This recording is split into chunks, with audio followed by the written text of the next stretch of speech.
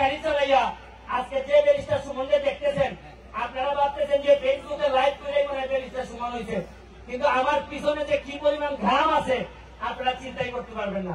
তবে আজকে একটা শেষ কথা বলে যাই, অনেকে ভাবেন যে রাজনীতি করে এমপি মন্ত্রী হইতে গেলে অনেক বড় বড় বাপের নিয়ে হওয়া লাগে মনে হয়, অথবা অনেক বড় বড় টাকার মালিক হইতে হয় মনে হয়।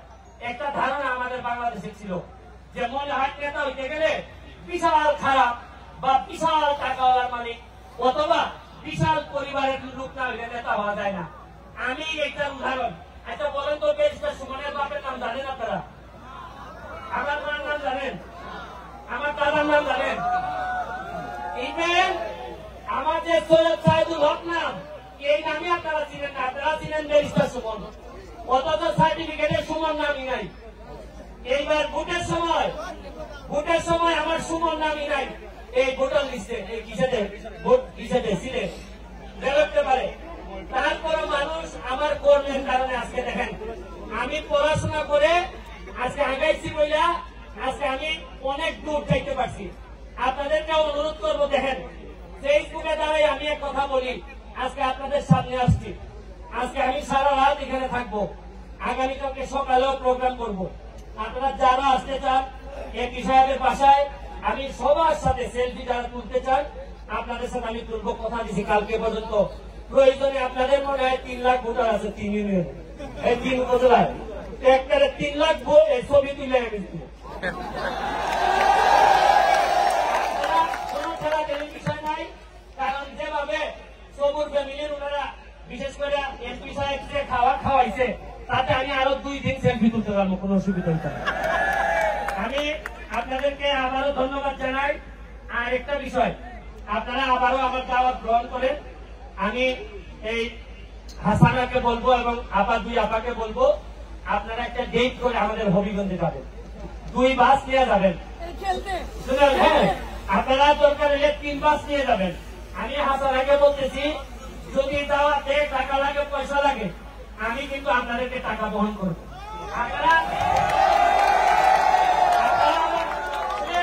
আপনারা আবার ভাইবেন না আপনাদেরকে যে টাকা আমি দিব এই টাকা কিন্তু আমার সিলেটের টাকা না, এই টাকা কিন্তু বরগুনার টাকা। বলতে পারেন যে কিভাবে আপনি বরগুনার টাকা পাইবেন?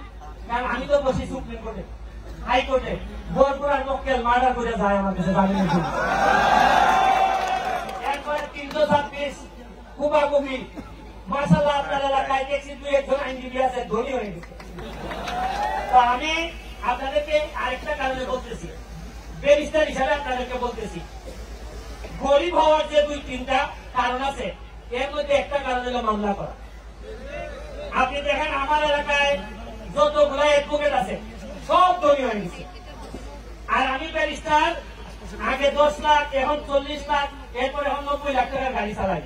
আপনারা আমার হারাম না, তবে আপনাদের মারামারি করেন বলে আমি ধনী হইতেছি। আপনারা আল্লাহর রাস্তায় চাই, আমি ব্যারিস্টার হিসাবে কইতেছি, এমপি সাহেবের কাছে যাবেন, ডিসি সাহেবের কাছে যাবেন, ওসি সাহেবের কাছে যাবেন, গিয়া বলবেন আপনারা মিলাই দেন, বিচার করে দেন, সব শেষে আপনারা মামলাতে যাবেন। কারণ আমরা বৈশাই থেকে আপনারা কখন মারামারি করবেন আর আমি কাম ঘটাইব। 2টা মক্কেল ভালো করে বলবেন আর পাইলে আপনাদের সবার বাড়া আমার হয়ে যাবে। আমি আপনাদেরকে চাই আপনারা যেন মারামারি করে আমার হাইকোর্টে না যান। আমার বাপের যে পয়সা করে আছে এইখান থেকে আমি আতিথ্যতা করতে পারবো, তবে কেন জানি মনে হয় আপনারা মামলাবাজি করবেন মনে।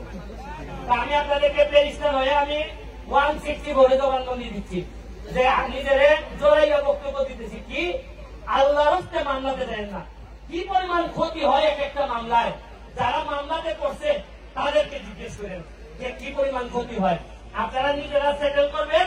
আর দাওয়াত দিলাম, হাসানা একটা টিম নিয়ে যাবে, আমাদের চা বাগানের ভিতরে আপনাদের মেয়ে খেলাবো, অনেক ভালো লাগবে আপনাদের। আর শুনেন কথা শুনে একবারে আরেকটা জিনিস, আমি কিন্তু শুধু ফুটবল খেলতে আসি নাই, আমার বাচ্চা যারা বেশিরভাগ কোনোদিন বরগুনায় আসে নাই। পাথরঘাটায় আমাদের সিলেটের 98% লোক কোনোদিন পাথরঘাটায় আসে নাই, যার কারণে আমরা আমাদের সিলেটে বিয়া শাদী সবসময় আমরা সিলেটের ভিতরেই দিই। তবে আমি যেহেতু আইছি, আমি যেহেতু এলাকার মানুষ দেখা গেছি আমার একটা সম্ভাবনা আছে, আমার একটা ছেলে মেয়ে আছে, বিয়া আমি পাথরঘাটে করাইতে পারি। আমার দেখতে ভালো লাগছে, অনেক অতিথি পরায়ণ। আর আমাদের সিলেটের মানুষের কথা কি বরিশালের ব্যাপারে একটা ধারণা দিছে যে বরিশালের মানুষ মানে খাইছে খুব মানে ঝগড়া। হ্যাঁ, আসলে সিলেটের মানুষের মানুষ আপনাদের ব্যাপারে একটা ভুল ধারণা নিয়ে আছে।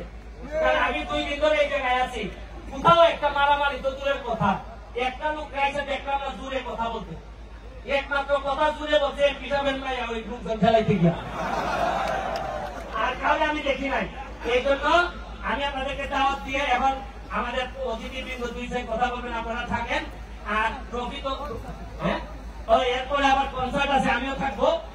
কনসার্টে ভালো গান হবে, আপনারা থাকেন, যেহেতু আমাদের পয়লা বৈশাখ এবং সবকিছু একসাথে আছে, চেষ্টা করবেন। Thank you. আজকের অনুষ্ঠানের প্রধান অতিথি মাননীয় এমপি মহোদয়